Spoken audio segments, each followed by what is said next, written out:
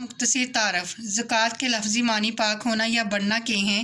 اسلامی شریعت میں اس سے مراد ہر صاحب نصاب کا اپنے مال کے 2.5% حصے سے مستحق لوگوں کی مدد کرنا ہے۔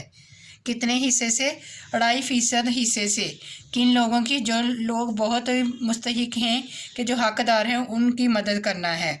صاحب نصاب اس شخص کو کہا جاتا ہے جس کے پاس 7.5 تولے سونا یا 52.5 تولے چاندی یا اس کی قیمت کے مطابق مال موجود ہو اور اس پر 1 سال گزر جائے۔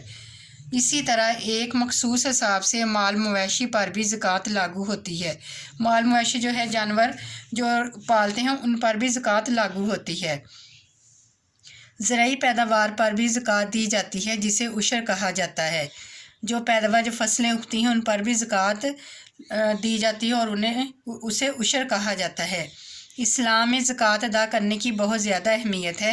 قرآن مجید میں اکثر مقامات پر نماز کے ساتھ زکوٰۃ کا بھی حکم آیا ہے۔ ایک مقام پر اللہ تعالیٰ کا ارشاد ہے وَأَقِیمُوا الصَّلَاةَ وَآتُوا الزَّکَاةَ، اور نماز قائم کرو اور زکوٰۃ ادا کرو، کہ یعنی آپ نے کیا کرنا ہے؟ اور نماز کا اللہ تعالیٰ نے کہا ہے اور نماز قائم کرو اور زکوٰۃ ادا کرو۔ زکوٰۃ ادا کرنے والوں کے لیے اجر عظیم کی بشارت ہے۔ حضرت ابو ایوب انصاری رضی اللہ تعالیٰ عنہ فرماتے ہیں ایک آدمی نے رسول اللہ صلی اللہ علیہ وآلہ وسلم سے عرض کیا کہ مجھے کوئی نصیحت فرما دے جو مجھے جنت میں داخل کر دے، تو آپ صلی اللہ علیہ وآلہ وسلم نے فرمایا اللہ تعالیٰ کی عبادت کرو اور اس کے ساتھ کسی کو شریک نہ ٹھہراؤ، نماز قائم کرو، زکوٰۃ ادا کرو اور صلہ رحمی کرو۔